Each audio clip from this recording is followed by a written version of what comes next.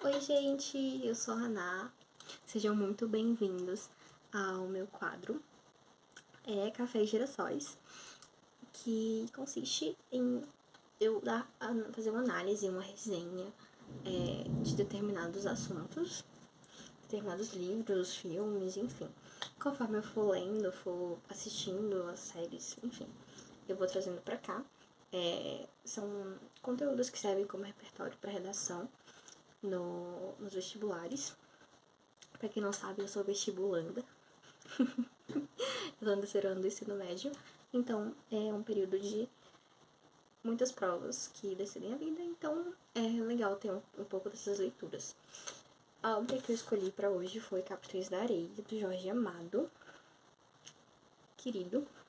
Eu peguei na biblioteca da minha escola. Eu estudo no CEMI. Então, lá tem muitos livrinhos na biblioteca e entre eles tem Capitães da Areia. Aqui eu vou comentar um pouquinho sobre o autor, quem foi Jorge Amado, a importância que ele teve. E vou trazer um resumo, assim, bem resumido sobre a obra e contexto crítico dela, o que ela aponta como muita criticidade, como usar ela como repertório e algumas outras coisinhas. Então vamos lá, vamos começar falando de Jorge Amado. Jorge Amado, ele foi um escritor brasileiro, né? Ele foi porque ele já faleceu, né? Já foi de vez.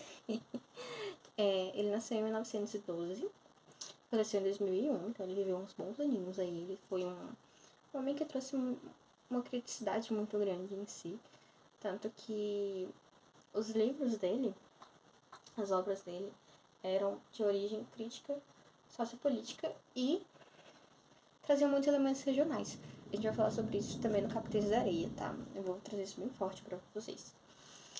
Ele também foi deputado federal de São Paulo e, além disso, ele participou da geração de integrantes do modernismo de 1930, então ele tem um peso muito grande na carreira dele. Então,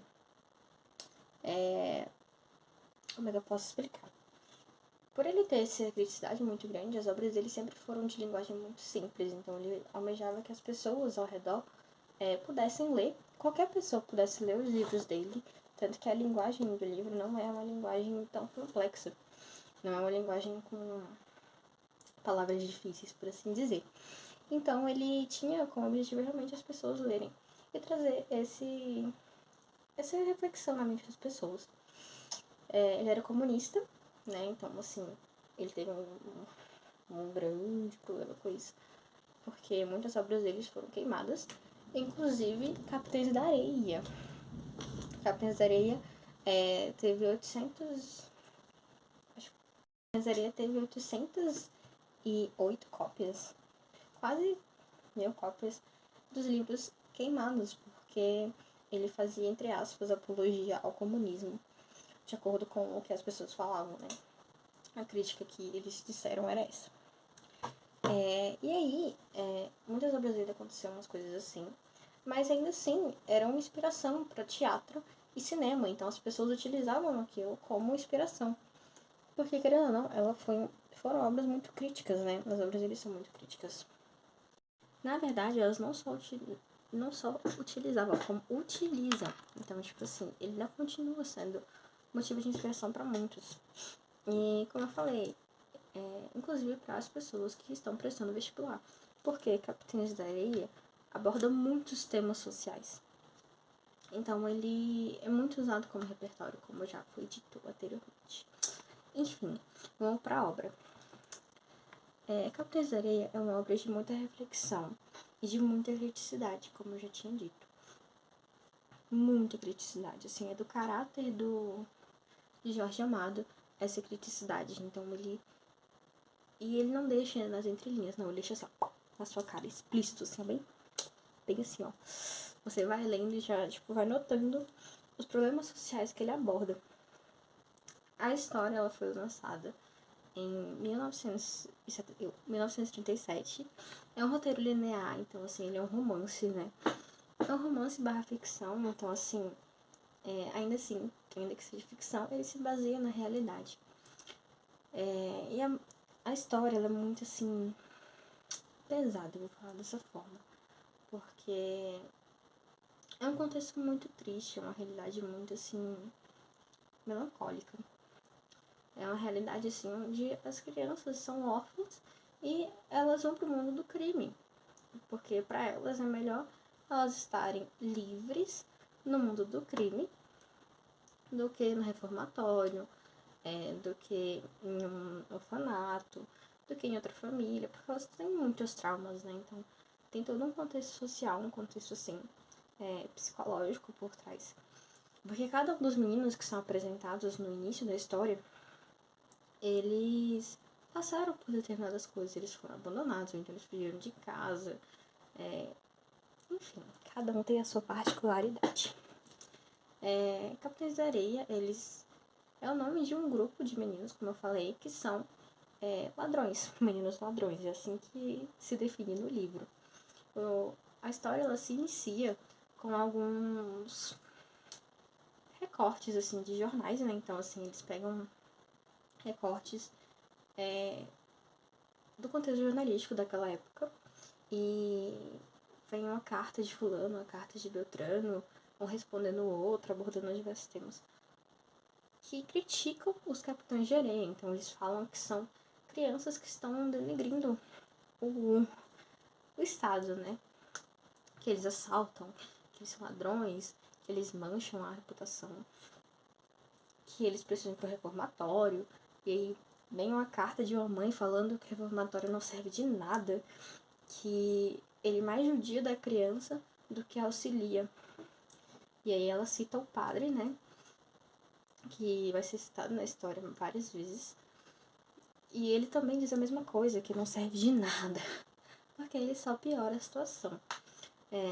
E há momentos que realmente o livro narra o que acontece lá, além dos jornais. Então fica bem explícito do que de uma crítica muito grande para, como é que fala, aquelas pessoas que falam que é na prisão que as crianças, né, que os marginais devem estar, que é no reformatório que eles devem estar, que só assim eles vão se consertar. Quando na verdade eles mais pioram a situação, porque eles abordam com muita violência. São locais de extrema violência, então eles tentam colocar a pessoa na linha, castigando, judiando, fazendo sofrer mesmo, como prova, sabe? E, inclusive, essa parte pode ser usada como repertório, né? E aí, um dos personagens principais é Pedro Bala, que é o líder dos Capitães de Areia, e narra várias coisas extremamente pesadas sobre ele, e conta várias... Tipo assim, o livro ele se baseia em várias histórias. Então ele narra vários dias, ele narra com um pouquinho do contexto de cada personagem. A gente tem Pedro Bala, professor, Boa Vida, Gato, Volta Seca, João Grande, Pirulito, Sem Pernas e a Dora, que é a única menina do grupo. E eu achei muito massa quando ela surge na história, porque eles definem ela como mãe, irmã, amiga e noiva. Isso é muito profundo, sabe? Tipo, muito profundo. Eu achei muito profundo.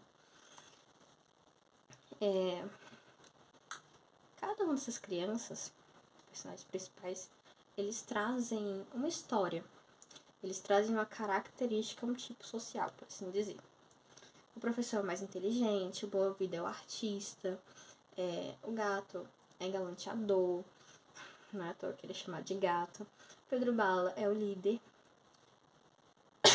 Desculpa. Volta Seca, ele é um menino assim que traz muita reverência de Lampião, né? Lampião, cangaceiro, enfim. Porque pra ele, Lampião é padrinho dele, então assim, ele é muito voltado pra isso.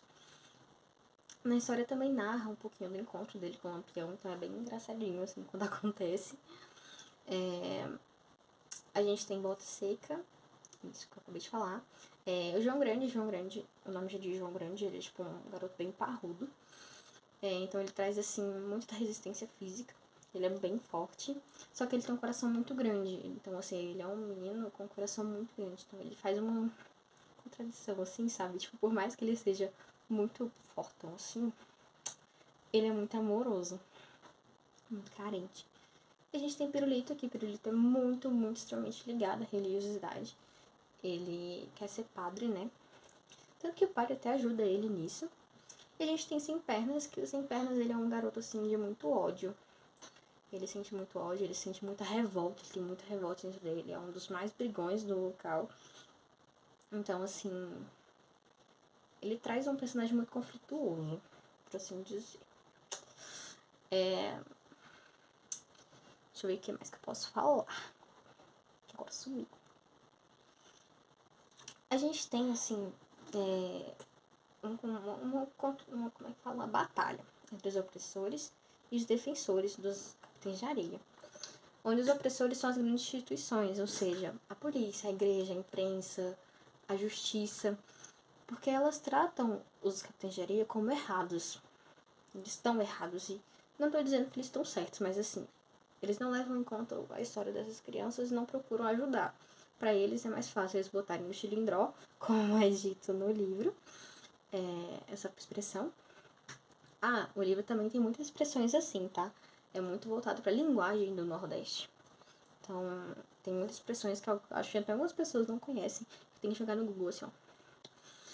E aí eles falam sobre o chilindró, né? Que as pessoas têm que ir pra lá, as crianças têm que ir pra lá, né?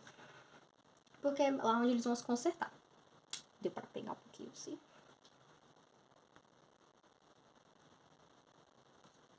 Não quer travar. E é mais fácil do que... Porque pra eles é assim... É melhor bater do que eu pegar e ter paciência com a criança e ensinar o que é certo e o que é errado. É melhor pegar e colocar de castigo do que sentar com a criança e falar, entender os problemas dela, acolher ela e educar. Então, assim, é muita agressividade que é narrada no livro. E muita revolta. As crianças são muito revoltadas. Muito revoltadas. Ele faz uma crítica muito... E, tipo assim, é engraçado porque... Os personagens são como anti-heróis. Não sei se vocês já viram na ficção. Mas... Naqueles filmes de super-heróis e tal. Que sempre tem um anti-herói. Que é aquele que faz coisa errada, mas ao mesmo tempo salva o mundo. Então ele fica assim, né? E na história isso acontece, os meninos têm um coração muito grande, eles fazem o bem pra quem quer bem deles, né? Tipo, ao mesmo tempo eles roubam, eles manipulam. São histórias muito complexas e muito pesadas de se ouvir, de se ler, na verdade. Ele mexe muito com os sentimentos, eu senti isso, assim, que ele mexe muito com os sentimentos. Em cada capítulo, ele mexe com uma emoção diferente. Então, um capítulo ele deixa com raiva, um capítulo ele deixa com um sentimento de tristeza muito forte, no outro você já fica, nossa, que massa, nossa, que legal. Enfim, o livro denuncia muito forte a marginalização do menor. Ele coloca como vítima da sociedade capitalista, né, essas crianças, porque eles não têm condições. Então, assim, eles procuram a liberdade deles, infelizmente, no crime. E assim, a necessidade de liberdade deles é tão grande que eles preferem não saber o que comer no outro dia, não ter o que comer, assim, não saber do dia de amanhã, do que ficar presos em uma casa com pessoas que podem obrigá-los a fazer oração, a comer, né, de determinada forma, colocá-los na linha, assim.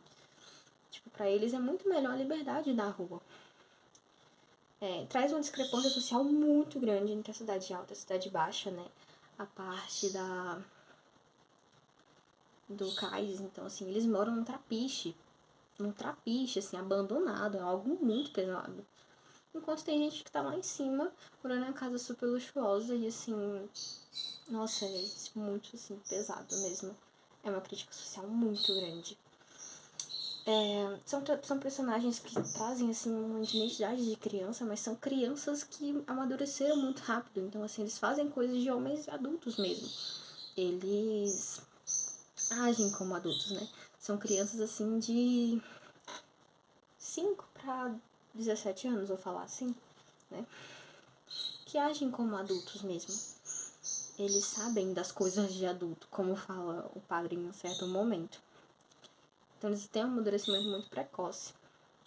O livro traz preconceitos, ele traz racismo, preconceitos de classe, intolerância religiosa, o autoritarismo, intolerância religiosa. Ele tem uma parte onde ele narra muito bem um contexto da intolerância religiosa, onde um dos santos da Dona Aninha foi roubado.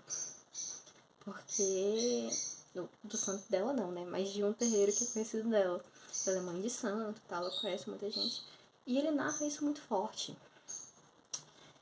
Enfim, eu acho que eu vou falar, né, mais ou menos isso, o livro. Eu espero que vocês tenham gostado, tá? É um livro muito bom mesmo. É um conteúdo muito gostoso de assistir. E é isso. Cheirinhos!